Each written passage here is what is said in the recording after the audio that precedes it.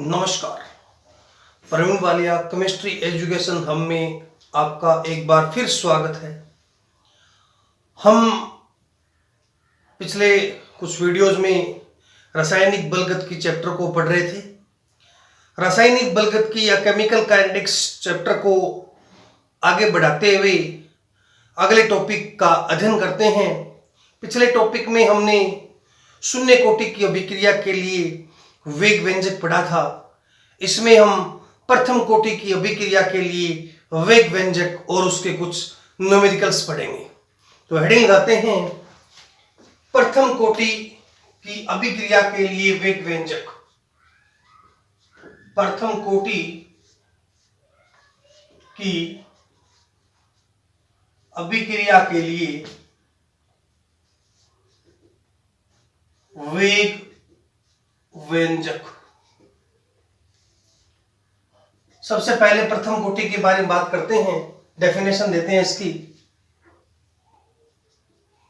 वह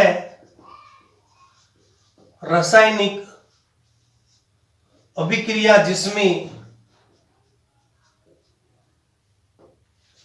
जिसमें अभिक्रिया का वेग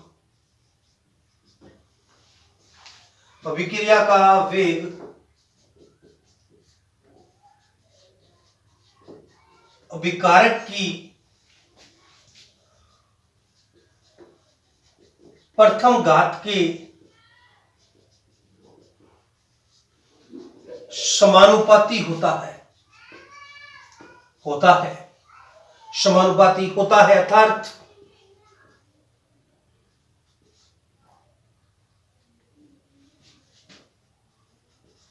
अर्थात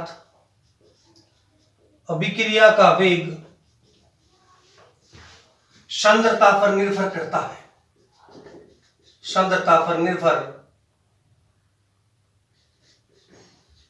करता है। यानी अभिक्रिया का वेग जो होता है वह रासायनिक अभिक्रिया जिसमें अभिक्रिया का वेग अभिकारक की प्रथम घात के समानुपाती होता है, अर्थात अभिक्रिया का जो वेग है वो सांद्रता पर निर्भर करता है। प्रथम कोटि की अभिक्रिया कहलाती है। कौन सी कोटि की होती है? प्रथम कोटि की अभिक्रिया कहलाती है। माना एक अभिक्रिया R से P एक प्रथम कोटि की अभिक्रिया है। इसके लिए वेग लिखें हम, प्रथम कोटि की अभिक्रिया के लिए वेग लिखें तो माइनस dr/dt समानुपाती। हमने भी कहा है कि जिसमें अभिक्रिया का वेग अभिकारक की प्रथम घात के समानुपाती होता है, तो रिएक्टेंट के ऊपर लगा दिया मैंने 1, यानी प्रथम घात के क्या है? समानुपाती है। ये अभिक्रिया का वेग हमने पीछे भी ऐसे लिखे थे। इस समानुपाती के निशान को उठाते हैं तो समीकरण हमारी आ जाएगी dr/dt is equal to k1 r⁴ जो k1 है इसे समानुपातिक स्थिरांक बोलते हैं। समानुपातिक स्थिरांक या प्रथम कोटि की अभिक्रिया के लिए प्रथम कोटि की अभिक्रिया का वेग व्यंजक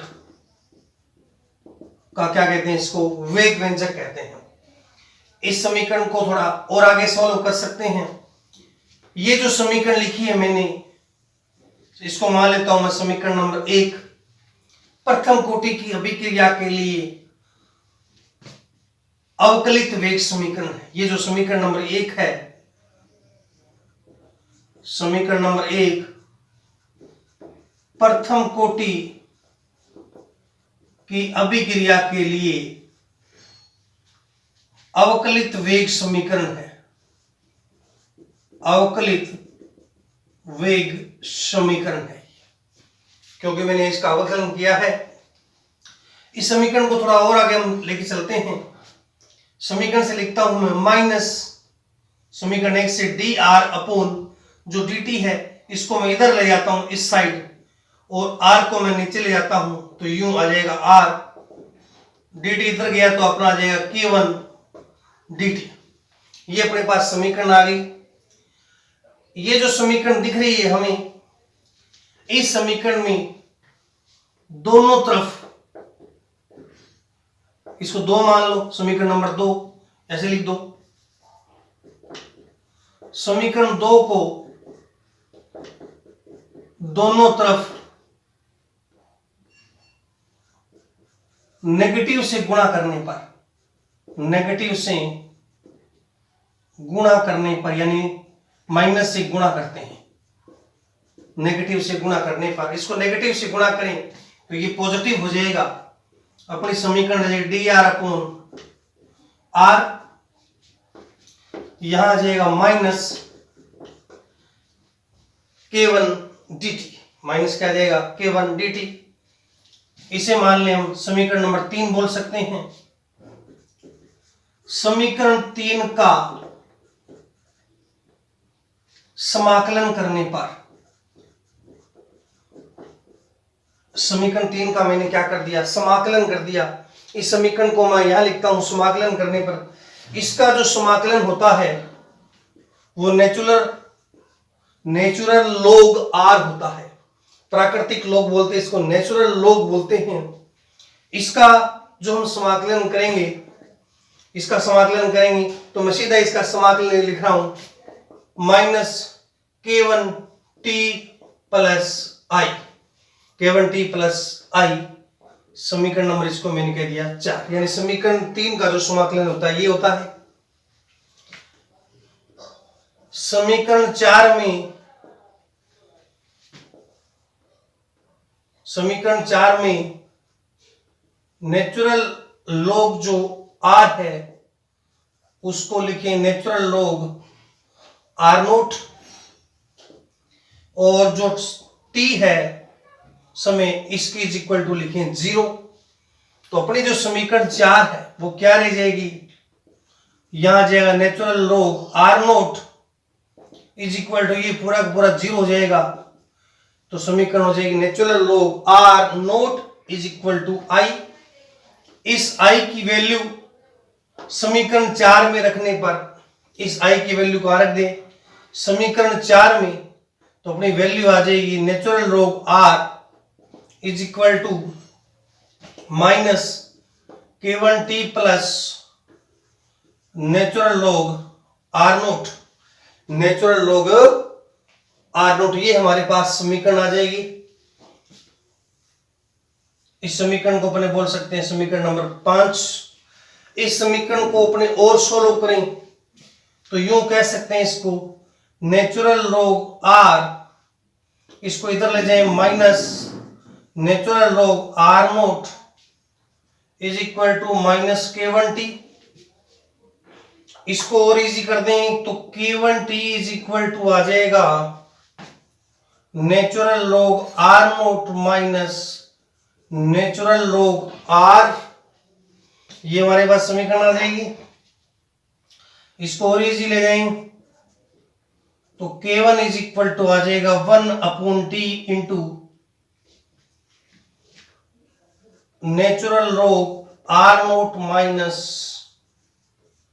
आर। ये हमारे पास एक नई समीकरण देखने को मिलेगी। तो ये इसके अंदर ध्यान से दीजिएगा। सबसे पहले मैंने इसका अवकलन कर दिया, अवकलन करने के बाद समीकरण को मैंने ओपन किया है, खोल दिया, दोनों तरफ नेगेटिव से गुणा कर दिया। समीकरण 3 का मैंने क्या कर दिया, समाकलन। हमने पास समीकरण नंबर आ गई 5, क्या आ गई समीकरण नंबर 5। इसको दे देते हैं समीकरण नंबर 6। तो समीकरण 6 तक अपने ध्यान से देखा, ध्यान से पढ़ा, इसको उतार लीजिए। इस समीकरण को आगे मैं और बढ़ाता हूं, थोड़ी और लेके चलता हूं।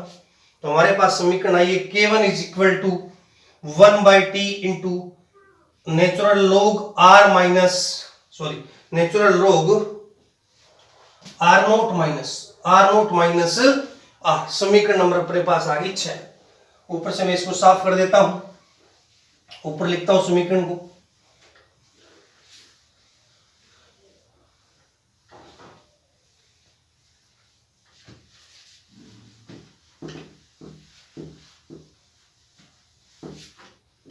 हमारे पास समीकरण नंबर 6 ये आई है। इस समीकरण नंबर 6 को हम थोड़ा और इजी कर देते हैं। जो नेचुरल लॉग है आर नोट माइनस जो आर है, इसका मीन्स क्या है? इसका मीन्स हो सकता है K1 is equal to 1/t। इसको बोल सकते हैं नेचुरल लॉग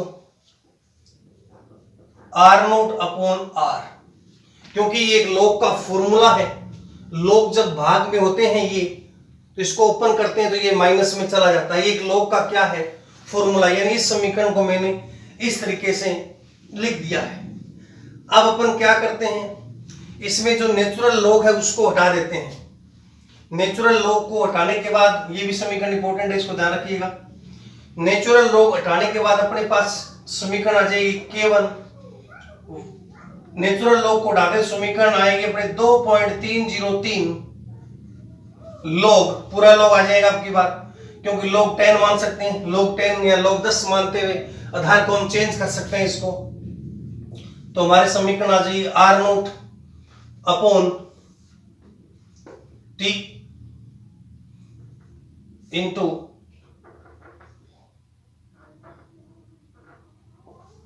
आर। ये हमारे पास समीकरण आ जाए। यानी समीकरण को यूं लिखा जा सकता है, नेचुरल लॉग को हटाया मैंने, लॉग पूरा बना दिया आपकी बार, पूरा लॉग इसको क्या कर दिया मैंने, बना दिया। ये जो प्रथम कोटि की अभिक्रिया के लिए वेग व्यंजक समीकरण है, प्रथम कोटि की समीकरण नंबर 6, इसको अपने समीकरण नंबर 7 डाल दो। प्रथम कोटि की अभिक्रिया के लिए वेग व्यंजक, प्रथम कोटि की अभिक्रिया के लिए क्या है? वेग व्यंजक। समीकरण आ गई K1 is equal to 2.303 upon T log 10 R naught upon क्या आ गया, आर। अब अपन इसकी देखते हैं K1 की इकाई, K1 की इकाई यानी यूनिट इकाई देखें तो ये सभी क्या है? सांद्रताएं हैं। क्या है? सांद्रताएं हैं। ये सांद्रता से सांद्रता क्या हो सकती है? कैंसिल हो सकती है। तो अपने समय ऊपर क्या है? ये निश्चित वैल्यू है, 1/t बचेगा। तो 1/t मतलब सेकंड, सेकंड को ऊपर ले जाए तो सेकंड इनवर्स। तो K1 की इकाई क्या आएगी अपनी? सेकंड इनवर्स, समय इनवर्स, क्योंकि सांद्रता से सांद्रता कैंसिल हो जाएगी। अब इसमें कुछ ग्राफ दिए गए, ग्राफ का निरूपण करते हैं। ग्राफ का निरूपण, ग्राफ के निरूपण में अपने क्या करें?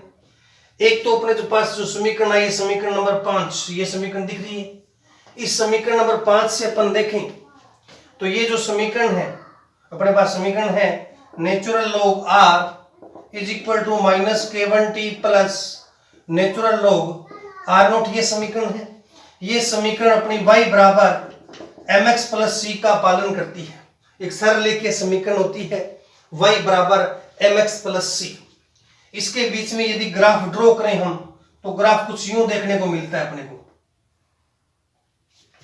इस कंडीशन के अंदर तो अपनी सांद्रताएं हैं, ये सांद्रता अपने हैं। इस कंडीशन में क्या है? समय है। यूं लाइन इस ग्राफ की देखने को मिलेगी अपने को। ये जो बीच में गैप आया है, ये अंतःखंड है, जो नेचुरल लॉग क्या है? आर नोट है। ठीक है, ये इसका क्या है? ढाल है, और ढाल क्या है? माइनस K1 है। एक तो ग्राफ इस समीकरण में देखने को मिलता है। इस समीकरण के हिसाब से देखिए तो इसका ये ग्राफ होता है, क्योंकि समीकरण किसका पालन करती है? y बराबर mx प्लस c का। यदि एक ये समीकरण भी अपने को ऊपर दिख रही है, इस समीकरण में भी अपने ग्राफ ड्रॉ करें तो ये जो समीकरण है ये y बराबर mx का पालन करती है। ये समीकरण देखिए तुम्हें, किसका पालन करती है? y बराबर mx का पालन करती है। इसके बीच में यदि ग्राफ ड्रॉ करें तो आपका जो ग्राफ है वो यूं मिलता है देखने को, y बराबर mx है, natural log R naught upon R, और नीचे इसके क्या आ जाएगा? इसको साफ कर देते थोड़ा मैं इसको यहां से, ये आ जाएगा इसका समय। इसके बीच में ग्राफ ड्रॉ करें तो ये लाइन आपको सीधी नजर आती है, यूं नजर आती है।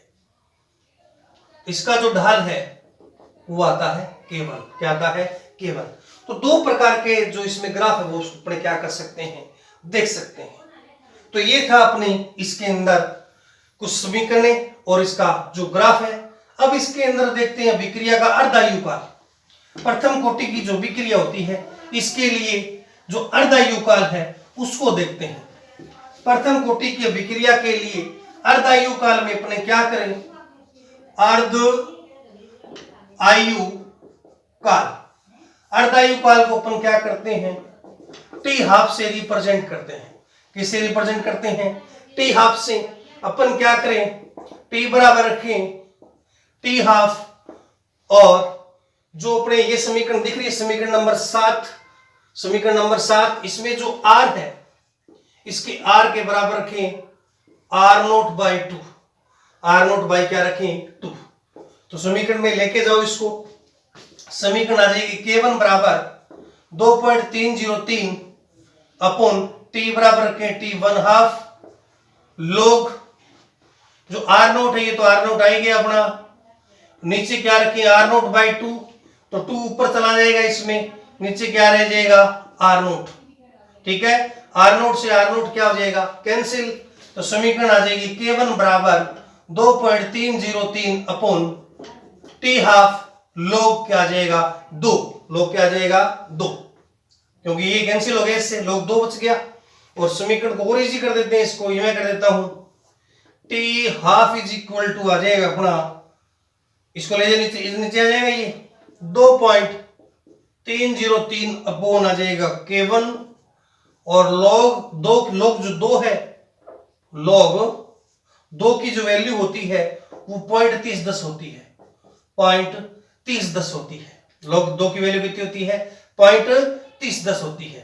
तो अपने क्या करें, इसको मैं सीधा लिख देता हूं 0.3010, सीधा लिख दिया डायरेक्ट मैंने। इसको इससे मल्टीपल करोगे या गुणा करोगे तो टी हाफ बराबर आ जाएगा 0.693 अपॉन क्या आ जाएगा K1।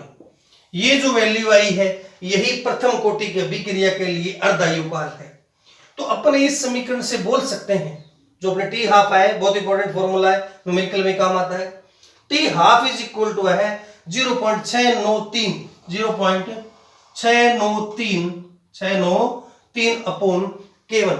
ये प्रथम कोटि की अभिक्रिया के लिए अर्धायु काल है।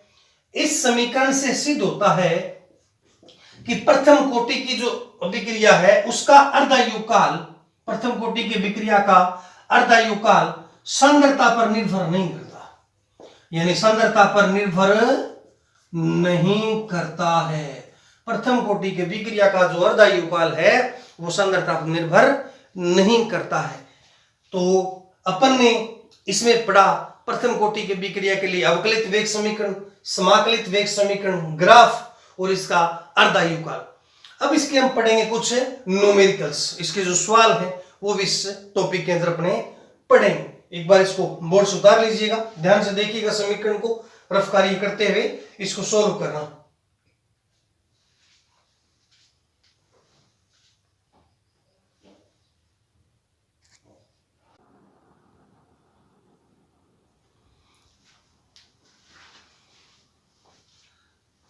प्रथम कोटि की अभिक्रिया का वेग व्यंजक ज्ञात करने के बाद इसके मैंने 3 सवाल लिखे हैं। इन तीनों सवाल या न्यूमेरिकल को हम सॉल्व करते हैं। जैसे पहला सवाल दिया है, प्रथम कोटि की अभिक्रिया का वेग स्थिरांक 5 × 10⁻14 है। ध्यान दीजिएगा, प्रथम कोटि की अभिक्रिया का वेग स्थिरांक 5 × 10⁻14 सेकंड इनवर्स है।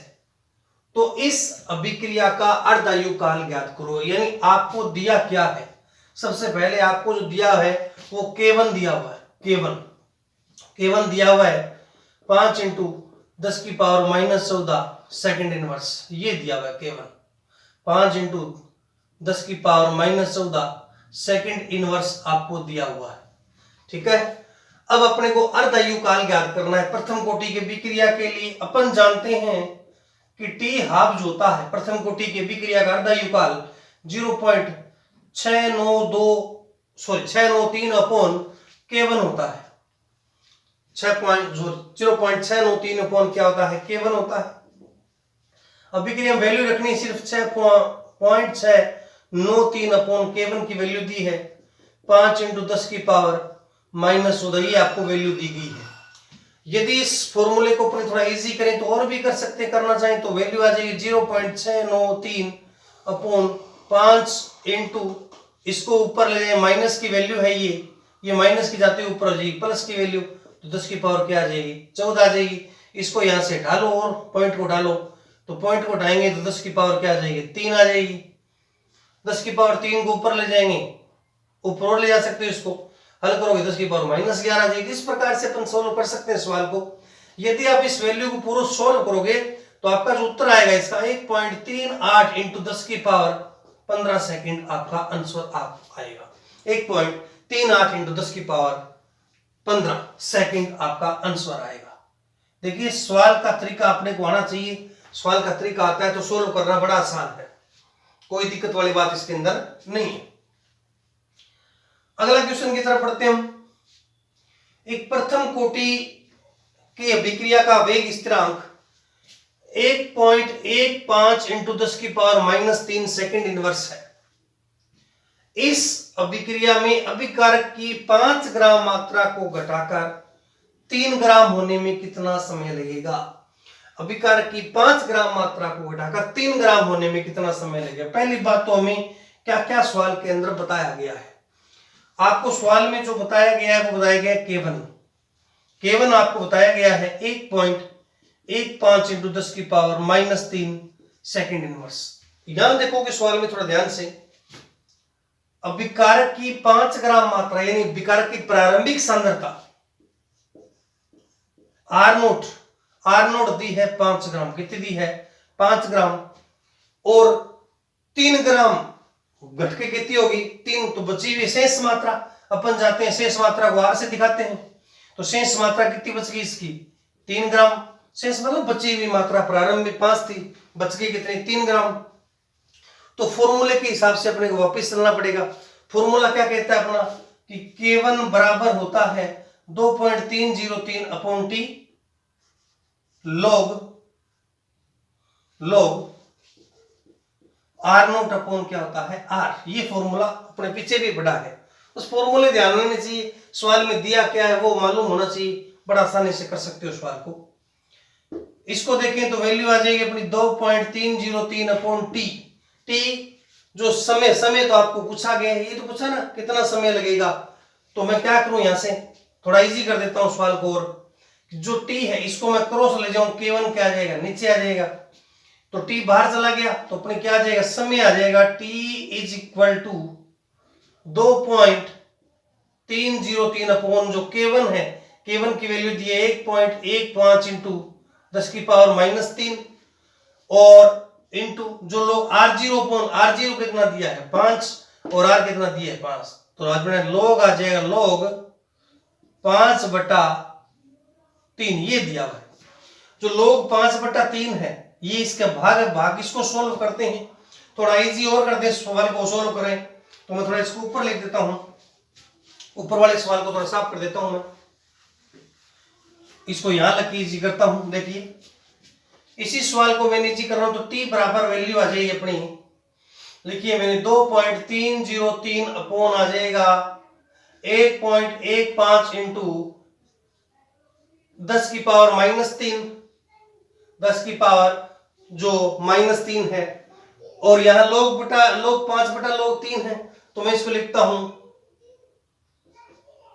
इंटू log 5 - log 3, ये आ जाएगा। log 5 की वैल्यू और log 3 की वैल्यू, ये log की वैल्यू आपको पता होना चाहिए, log 5 की वैल्यू रखो, log 3 की वैल्यू रखो। इसको जब सोल्व करेंगे 5 और 3 को तो लगभग आएगा 0.22 आएगा, सोल्व करेंगे।